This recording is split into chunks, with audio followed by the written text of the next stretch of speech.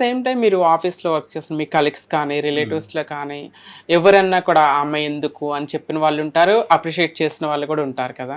అలాంటివేమన్నా appreciate చేసిన వాళ్ళే నాకొచ్చి చెప్తారండి. హ్మ్. వెనక మాట్లాడుకునే వాళ్ళు నా ముందొచ్చి ఎప్పుడు చెప్పలేదు. అవును. హ్మ్. అంత సాహసం చేయలేదు ఎవరు. ఓకే. పొగడం మాత్రం వెరీ గుడ్ రా, బాగుంది, హ్మ్. మంచి లైఫ్ ఇచ్చావు, సూపర్ నువ్వు, అది ఇది అని చెప్పి పొగిడే వాళ్ళు చాలా మంది ఉన్నారు. ఫస్ట్ ఎవరు ప్రపోజ్ చేస్తారా? రాజుగారు చేస్తారని చెప్పారు. రాజుగారు చేశారని చెప్పా. ఇప్పుడు మా ప్రేక్షకుల కోసం రాజుగారు మీకు ఫస్ట్ చేశారు కాబట్టి ఇప్పుడు మీరు చేయాలి. ప్రపోజ్ చేయాలి. నువ్వంటే నాకు చాలా ఇష్టం చిన్ను. ఎందుకు అంటే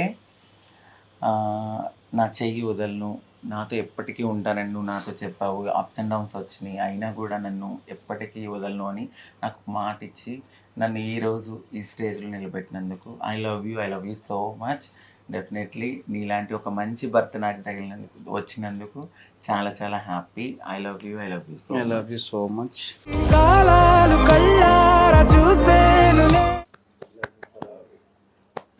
beautiful. It's beautiful love proposal. రాజుగారు ప్రపోజ్ చేస్తుంది మేము చూడలే కానీ నీ ప్రపోజల్ మాత్రం చాలా చాలా బ్యూటిఫుల్. సో అంకిత ప్రతి రిలేషన్లో కూడా మనకి చిన్న చిన్న క్యూట్ ఏ కపుల్స్లోనే క్యూట్ గొడవలు అవుతూ ఉంటాయి.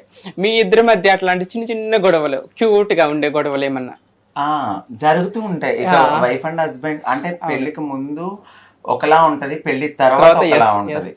సో పెళ్ళి ఎందుకంటే ఇక్కడే ఉంటాము, మైండ్ సెట్ అర్థమవుతుంది, ఎవరు ఏంటి అని అన్నీ అర్థమవుతాయి. బట్ ఎక్కువ మోస్ట్లీ మా వారు అస్సలు గొడవ పడరు, చాలా పీస్ఫుల్ అనమాట. నేను చాలా అసలు అమ్మో నాకు కోపం వస్తే నేను అసలు మనిషినే కాదు అన్నట్టు నేను బిహేవ్ చేసేదాన్ని. బట్ ఈయన ఏం చేశారంటే వచ్చినప్పటి నుంచి అలా కాచి నువ్వు ఇలా ఉండాలి, ఇలా ఉండాలి, ఇలా రెడీ అవ్వాలి, అలా రెడీ అవ్వాలి అని టోటల్ ఇంకా మొత్తం నా లైఫ్ స్టైల్ కానించి ప్రతిదీ నన్ను మార్చేశారనమాట. సో ఏదైనా కోపం వచ్చినప్పుడు కూడా ఒక 10 నిమిషాలు ఆలోచించు ఏంటి, తర్వాత కోపం తగ్గిపోతుంది అని ఏ రోజు నన్ను ఒక్క మాట ఆయన ఎప్పుడు అనలేదు. ఎప్పుడు ఒక్కసారి నన్ను ఒక బ్యాడ్ వర్డ్ కూడా యూజ్ చేయలేదు. ఫస్ట్ కాంప్రమైజ్ రాజుగారు అయితే సారీ ఎవరికైనా మీ ఇద్దరికి గొడవ అయితే ఎవరు ఫస్ట్ సారీ చెప్తారు? ఆయనే.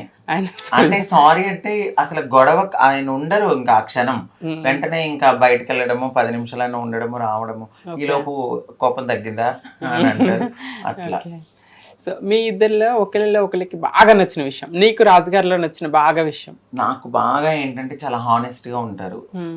అంటే ఈ ఒక తప్పు చెయ్యరు, ఎప్పుడు తప్పు చేసినా దొరికిపోతారు. అండ్ రాజుగారు మీకు ఇచ్చిన బెస్ట్ కాంప్లిమెంట్ అంటే కొంతమంది హస్బెండ్స్ నువ్వు చాలా నీ లిప్స్ బాగున్నాయి, నీ కళ్ళు బాగున్నాయి, ఆయన ఇచ్చిన మీకు బెస్ట్ కాంప్లిమెంట్ అంటే ఈయన ఏమంటారంటే స్వచ్ఛంగా ఉంటావు, అంటే హానెస్ట్ గా ఉంటావు, నిజాయితీగా మాట్లాడతావు, నువ్వు బాగుంటావు అంటారు అంతే. ఈ పర్టికులర్ గా నీ కళ్ళు బాగుంటాయి, ముక్కు అంటే ఇష్టం ఆయనకి, నాకు అంటే ఇష్టం. మీకు తనలో నచ్చిన బెస్ట్ క్వాలిటీ? న్యాచురల్ గా ఉంటుందండి, నీట్ గా, లోపల ఒకటి బయట ఒకటి మాట్లాడడం రాదు. ఫస్ట్ ఏది ఉన్నా నీ ఫీలింగ్స్ తో తనకి సంబంధం ఉండదు. అవును, ఏది నిజం అదే మాట్లాడుతుంది అంతే. అది నాకు ఇష్టం. It's true. అవతల హట్ అయినా కానీ నిజం మాట్లాడడం బెస్ట్, అది నాకు నచ్చుతుంది. ఇంకా అంకితాలో మీకు నచ్చిన ఐ మీన్ బాడీ పార్ట్స్ లో మీ ఐస్ అండి ఎవ్రీథింగ్. నా వైఫ్ తను అలా ఎలా పర్టికులర్ గా ఒక పార్ట్. అదే కొంతమంది బెస్ట్ నీ బాడీలో the best thing best part అంటూ ఉంటారు కదా, అట్లా అని మీకు everything you like. Okay, very nice. తర్వాత Ankita, coming to your professional life, మీరు కెరీర్ ఎలా స్టార్ట్ అయింది? మీ కెరీర్ ఎక్కడ స్టార్ట్ అయింది?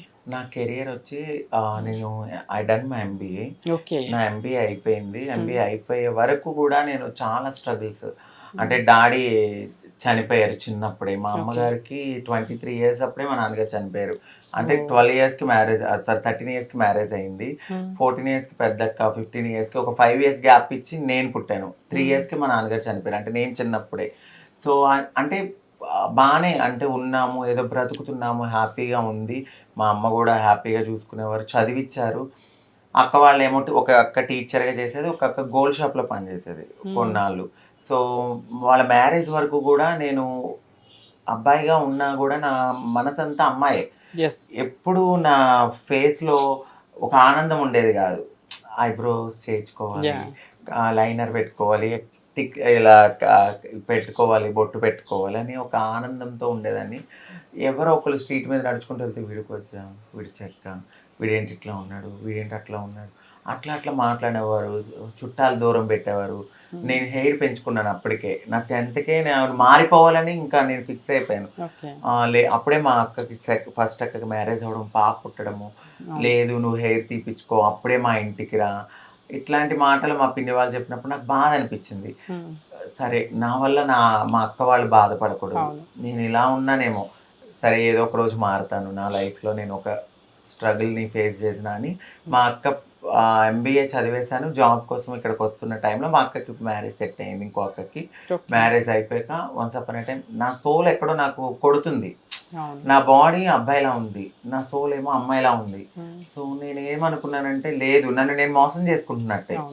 అలా అని చెప్పి మన కమ్యూనిటీలో ఉన్నది ఏంటంటే, ఒక అమ్మాయిగా మన మనసు ఉన్నప్పుడు ఒక అమ్మాయి జీవితాన్ని నాశనం చేయకూడదు, మాకు పెళ్ళిళ్ళు ఇలా అమ్మాయితో వద్దు, మేము ఒక ట్రాన్స్ లాగా బ్రతకాలనుకుంటున్నామని సొసైటీని ఎదిరించి వచ్చి ముందుకి నిలబడాలనుకుంటాం. అట్ ద సేమ్ టైం నేను కూడా ఫ్యామిలీ అందరినీ వదిలేశాను, ఇంత దూరం పెట్టేశారు. అంటే వద్దు నువ్వు మారొద్దు అని నేనేం చెప్పానంటే, లేదు నేను వెళ్తున్నాను, నేను మారే వస్తాను, ఏదో ఒక రోజు ఒక మంచి స్టేజ్లో ఉండే వస్తానని ఆ రోజు మా అమ్మగారికి చెప్పేసి వచ్చేసాను. వచ్చేసిన తర్వాత ఇక్కడ ఎలాగో మన కమ్యూనిటీలో గురు చీల సిస్టమ్ ఉంటుంది, ఇక్కడికి వచ్చాను, పడిన తర్వాత మా గురువు గారు నాకు ఇలా నాన్న నీ ఇష్టం, నన్ను బెగ్గింగ్కి వెళ్ళమని అస్సలు చెప్పలా, చదువుకున్నావు ట్రై చేయి అన్నప్పుడు కూడా నేను కొన్ని టీమ్ అట్లాంటి వాటికి కూడా నేను రెజ్యూమ్స్ అయితే ఫార్వర్డ్ చేశాను. ఇంకా ఫార్వర్డ్ చేసినప్పుడు నాకు చిన్న జాబే ఇచ్చారు, అంటే తెలుసు స్టార్టింగ్లో 7,000 అట్లా. సో నేనేమనుకున్నానంటే లేదు, నేను కొంచెం నా సర్జరీలు కావాలి, నేను బాగుండాలి అని. సో లేదు అని దాన్ని పక్కన పెట్టి నేను బెగ్గింగే వెళ్ళేదాన్ని. డైలీ నేను రోజు ఒక బెగ్గింగ్కి వెళ్ళేదాన్ని, బెగ్గింగ్ నుంచి రావడము యాజ్ యూజువల్ ఇదే లైఫ్. దాని తర్వాత మన నీ ఇష్టం ఏ వర్క్ సెలెక్ట్ చేసుకుంటామంటే, సెక్స్ వర్క్ వద్దులే నేను బెగ్గింగ్కే వెళ్తానని ఓన్లీ బెగ్గింగ్కే వెళ్ళేదాన్ని. ఇప్పుడు ఏ అయ్యప్ప సొసైటీలో అయితే కలిసామో అదే అయ్యప్ప సొసైటీ, ఇలా ఒకదానికి వెళ్ళేదాన్ని అనమాట. ఇదే ఇల్లు. ఈ రోజుకి నేను ఈ ఇల్లు వదిలి వెళ్ళకపోవడానికి రీజన్, నేను ఫస్ట్ డే 1 నేను ఇదే ఇంట్లో ఉన్నాను. సో ఒక సెంటిమెంట్ అనమాట అసలు, అంటే స్ట్రగుల్స్, నా మ్యారేజ్, నా సర్జరీస్, నా లైఫ్ అన్ని ఇందులోనే ఇక్కడ నుంచి ఇక్కడికి వచ్చింది ఇంట్లోనే. అసలు ఇంకా ఆ బాధ వెళ్ళినప్పుడు కూడా మ్యాక్స్ ఏదో ఒక అవమానం ఎదురవడము, నీ షేప్లు ఇట్లా ఉన్నాయి, ఇది విగ్గా ఏంటి, మీకు అసలు పార్ట్స్ ఎట్లా ఉంటాయి, ఏయో మాటలు అన్నా కూడా నేను అవన్నీ ఫేస్ చేసి ఎప్పుడు మా అమ్మ వాళ్ళకి ఫోన్ చేసి మాట్లాడదాం అనుకోలేదు. నేను ఒక అమ్మాయిగా అయిన తర్వాతే వస్తానని చెప్పాను. సో సర్జరీ అయిపోయిన ఒక 3 monthsకి మా అక్క వాళ్ళ పాప ఫంక్షన్ కోసం రమ్మన్నారు. ఇదే ఇంట్లో నేను first time and last time నేను వెళ్ళడం గుర్తు, హెయిర్కి క్యాప్ పెట్టుకున్నాను, అబ్బాయి బట్టల మీద ఫస్ట్ టైం రమ్మన్నారు నన్ను ఫంక్షన్ కోసం. సో అక్కడికి వెళ్ళి ఒక అబ్బాయి లాగానే ఏదో అలా అక్షింతలు వేసి కూర్చున్నప్పుడు నన్ను చూసి చాలా బాధపడ్డారు. ఎలా ఉండే తిను ఇలాగా తెలిసిపోయింది ఊరందరికి, తినేంటి ఒకప్పుడు ఒకలా ఉన్నారు, ఇప్పుడు ఒకలా ఉన్నారు, హెయిర్ వచ్చేసింది, ఇక్కడ ఏంటి చెస్ట్ దగ్గర అదే తెలుస్తుంది కదా ఎంతైనా మనకి. సర్జరీ అయితే చూసి బాధపడ్డారు. అప్పుడు ఇంకా లేదు నేను వెళ్ళిపోతానంటే మా అమ్మగారు నన్ను పట్టుకుని చాలా ఏడ్చేశారు. సో అప్పుడే యాక్సెప్ట్ చేశారు నన్ను, నువ్వులానే ఉండు, మాకు నువ్వు కావాలి, సొసైటీతో మాకు పని లేదు, ఇంకా నువ్వు నా కొడుకువి కూతురువి అన్నీ నువ్వే, ఇంకా నాకు 3 ఆడపిల్లలు అనుకుంటాను సరేనా అని చెప్పి అప్పుడు నన్ను సపోర్ట్ చేయడము, రమ్మనడము, వెళ్ళడము. బట్ మన కమ్యూనిటీలో నేనేమనుకుంటానంటే, ఒకటి మనకి నేర్పించే గురువులు మంచి వాళ్ళు ఉన్నట్టుగానే ఫ్యామిలీ సపోర్ట్ ఉండాలి. అవును, ఈ సొసైటీ అనేది సెకండరీ, ఫస్ట్ ఫ్యామిలీలో మార్పు రావాలి. ఫ్యామిలీ కనుక యాక్సెప్ట్ చేసి మనల్ని దగ్గరికి తీసుకుని నేనున్నాను అంటే అసలు ఈ లైఫ్లో మనం చాలా స్టేజ్కి వెళ్తాం.